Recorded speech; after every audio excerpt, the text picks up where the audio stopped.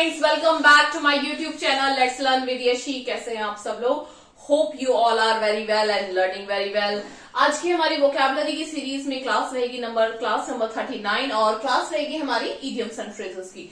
चलिए let's start the class with previous year questions. Okay, yes, question number 1 is to buckle down means. ठीक है, वो पूछ रहा है या फिर उसने आपको एक दिया हुआ है क्या, टू बकल डाउन। ठीक है, और वो इसका मीनिंग पूछ रहा है। टू बकल डाउन का मीनिंग क्या होता है? ये आपका यूपी पीजीटी 2016 में आया हुआ क्वेश्चन है। ठीक है, चलिए ऑप्शन पढ़ते हैं। ए है option work seriously, take it easy, drop a subject या go for vacation. Buckle down का मीनिंग क्या होता है? Work seriously. ठीक है, किसी भी काम को सीरियसली करना, शिद्दत से करना क्या कहलाता है? To buckle down. Okay, question number 2 is the meaning of. इसने पूछा है, आपको दे रखा है इन्वर्टेड कॉमास में, to give a wide berth. ठीक है, स्पेलिंग को ध्यान से देखिएगा। To give a wide berth is, ठीक है, इसका मीनिंग आपसे पूछ रहा है। ये भी सेम एग्जाम और यूपी पीजीटी 2016 में ही आया हुआ क्वेश्चन है। ठीक है, उसका वो आपसे मीनिंग पूछ रहा है। बर्थ की स्पेलिंग ध्यान से देखिए, BERTH है, ना कि BIRTH। सो सॉरी, BIRTH का मतलब क्या होता है? जन्म लेना, जन्म देना, है ना, बर्थ। ठीक है, यहाँ पे क्या दे रखा है? BERTH, birth. वो पूछ रहा है टू गिव अ, देना क्या? वाइड मतलब चौड़ी, बर्थ, बर्थ देना। ठीक है, आपको पता है जब आपने ट्रेन में ट्रेवल किया तो जो आपकी सीट होती है उसको भी क्या बोलते हैं? बर्थ। क्या बोलते हैं उसको? बर्थ। और उसकी स्पेलिंग BIRTH नहीं होती, उसको भी बर्थ ही बोलते हैं। ठीक है, तो क्या है? To keep one at a distance, किसी को किस पे? डिस्टेंस पे रखना। या फिर to know the real feeling, real feeling को जानना। या फिर टू टेक, ये ऑप्शन सी है, टू टेक अनड्यू एडवांटेज, जो अनड्यू एडवांटेज है उसको लेना, या फिर नन नहीं। To keep one at a distance, किसी को एक डिस्टेंस पे रखना। ऐसे सोच के चलिए, आप ट्रेन में ट्रैवल कर रहे हैं और कोई आपकी बर्थ पे आकर बैठ गया। ठीक है, सपोज कीजिए आप रिजर्वेशन से जा रहे हैं तो पूरी बर्थ आपकी है, बट फिर भी आपने एक सिंपैथी की वजह से कोई है, आपने बोल दिया कि आप यू कैन सिट हियर, है ना, you can sit on my birth, तो क्या बोलोगे आप? बट आप क्या कर रहे हो? एक वाइड बर्थ अपना बिल्कुल एक कॉर्नर, मतलब एक इधर बैठे हुए हो और उधर बैठे हुए, है ना, बीच में क्या छोड़ दिया आपने? वाइड बर्थ छोड़ दी। ऐसे मतलब इमेजिन कीजिए, याद आ जाएगी, मतलब अच्छे से रिमेम्बर हो जाएगा। आप क्या कर रहे हो? एक अच्छे से लर्न हो जाएगा, है ना। एक आपने बीच में क्या छोड़ दी? वाइट, एक चौड़ी सी बर्थ छोड़ दी। किस लिए? To keep one at a distance, ताकि आप उस पर्सन को क्या रख सको? एक डिस्टेंस पे रख सको। ठीक है, फॉर सेफ्टी पर्पस या किसी भी रीजन से आप उसको एक डिस्टेंस पे रख सको। इमेजिन करके देखो, ट्रेन में जा रहे हो और एक बर्थ छोड़ के बैठे हो, बर्थ छोड़ के मतलब एक चौड़ी सी बर्थ छोड़ के बैठे हुए हो। क्यों? एक सेफ्टी के लिए, ताकि आप उसको किस पे रख सको? एक डिस्टेंस पे रख सको, डिस्टेंस बना के रख सको। ठीक है, to give a wide berth means to keep one at a distance. Okay, learn हो जाएगा। Question number 3 is he was murdered. ठीक है, वो मर्डर्ड किया गया कैसे? RPSC PGT 2011 में आया हुआ क्वेश्चन है। In cold blood, out of blood, about blood, from blood. ये सारे ऑप्शंस क्या है? बेकार है। मर्डर के साथ हमेशा क्या लगता है? कोल्ड ब्लड लगता है। मर्डर के साथ क्या लगता है? हमेशा कोल्ड ब्लड लगता है। चाहे तो आपको ये बताया जाए कि मर्डर किया गया कैसे। ही वॉज मर्डर्ड, वो मर्डर किया कैसे? इन कोल्ड ब्लड, ठंडे खून के साथ। अभी नॉर्मल आप किसी का मर्डर नहीं कर सकते ना, नहीं कर सकते, यानी कि जो अंदर का इंसानियत है या खून है वो ठंडा पड़ गया, तभी तो आप ऐसा कुछ शैतानों वाला काम कर रहे हो। तो उससे ले कोल्ड ब्लड, है ना। किसी को आपको बोला he is a cold blood murderer, cold blood murderer. आप किसी को मर्डरर के बारे में बता रहे हो तो भी कोल्ड ब्लड है, यानी कि किसी को मारा गया कैसे? किसी का मर्डर किया गया तो भी कैसे? कोल्ड ब्लड से मारा गया, या फिर cold blood murder has happened here. ठीक है, मर्डर के साथ कभी भी यूज क्या होगा? हमेशा हमेशा यूज होता है क्या? Cold blood. ठीक है, चाहे वो कोल्ड ब्लड मर्डर है, कोल्ड ब्लडेड मर्डरर है, कुछ भी चेंज हो जाएगा, बट यूज क्या होगा? कोल्ड ब्लड ही होगा। किसके साथ? मर्डर के साथ, ऑलवेज। क्वेश्चन नंबर 4 है आपका द फेट। फेट माने भाग्य। ठीक है, भाग्य। द फेट ऑफ अक्यूज, जो अक्यूज है उसका जो भाग्य है, the fate of accuse dash, आपको डैश फिल करना है। ये भी आपका RPSC PGT 2011 में आया हुआ ही क्वेश्चन है। जो फेट है, भाग्य है अक्यूज का, वो किस पे क्या करता है? स्टैंड्स बाय बैलेंस, बैलेंस पे खड़ा है, hands in balance, springs on balance, या फिर क्लोजेस इन द बैलेंस। क्या आएगा? Hanks in balance. कैसे आएगा? जो भाग्य है, अक्यूज्ड का जो भाग्य है वो क्या करता है? हैंग मतलब झूलता है, लटका हुआ है। किस पे?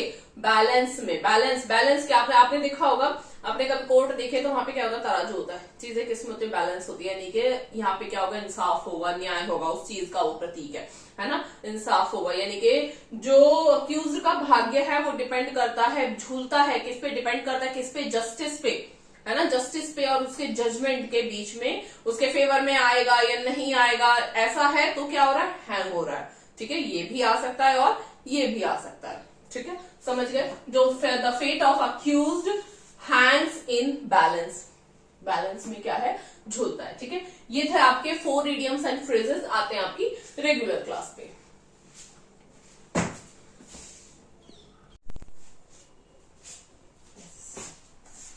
फर्स्ट है आपका get off scot free. Get off, off आपको पता है ऑफ क्या होता है? किसी चीज से हट जाना, किसी चीज से कनेक्शन काट देना, किसी चीज से अलग हो जाना के लिए OFF ऑफ आता है। ठीक है, get off scot free. Scot free जिसका क्या है? टू एस्केप विदाउट पनिशमेंट, किसी जगह से एस्केप मतलब भाग जाना बिना सजा के। ठीक है, यानी कि अब तक सजा नहीं मिली है और बिना सजा के ही क्या हो गया? भाग गया।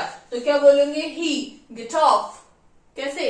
ही गेट्स ऑफ या फिर he got off scot free. ठीक है, अगर आप किसी पर्सन के बारे में बात कर रहे हो जिसको पकड़ा गया था कि उसको पनिशमेंट दी जाएगी, बट उसको पनिशमेंट दिए बिना ही वो क्या हो गया? कहीं से क्या हो गया? फरार हो गया।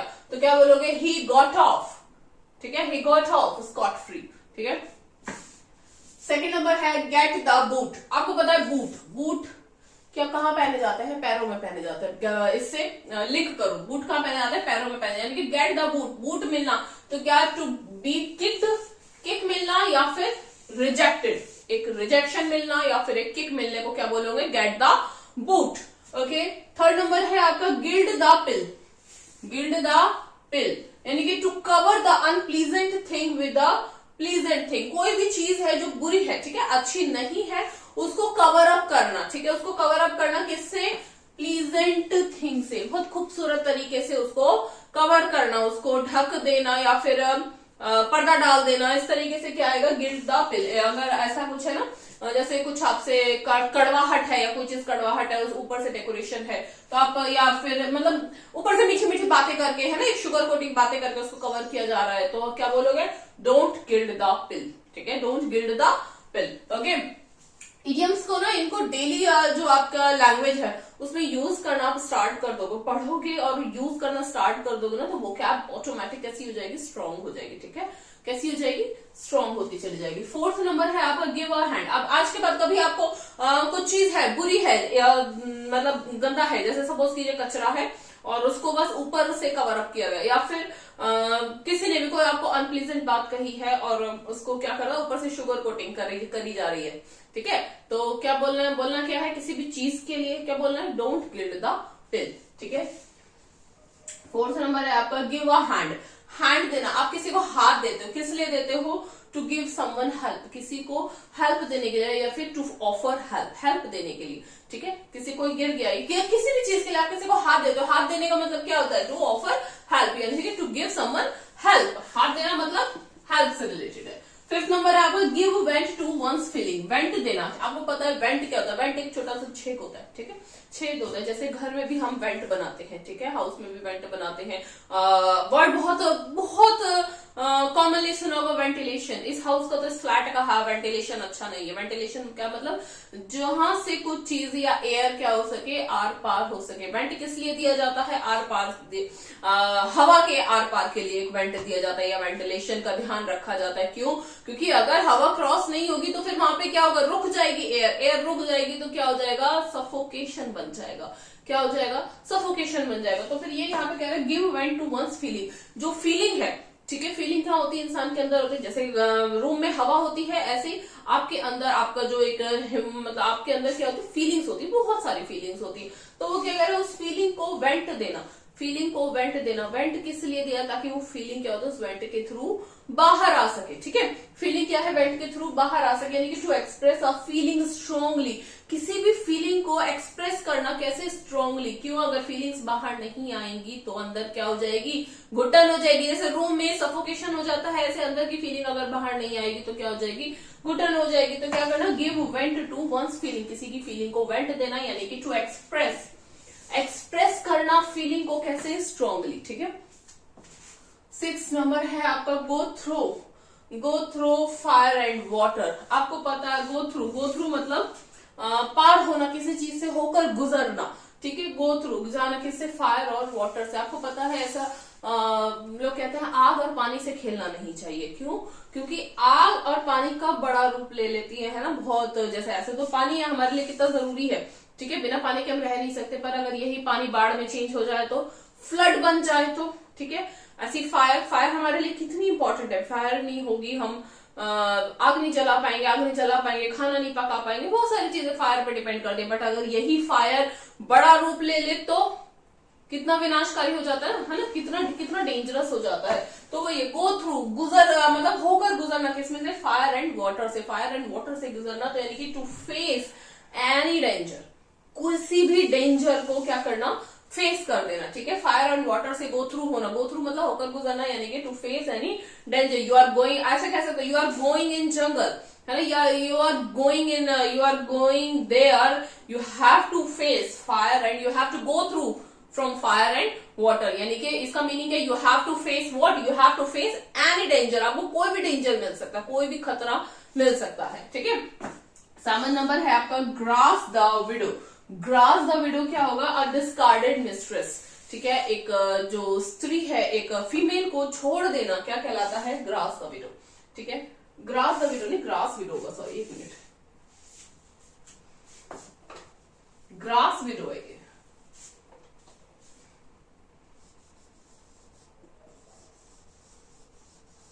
ग्रास विडो किसको बोलते हैं? अ डिस्कार्डेड मिस्ट्रेस।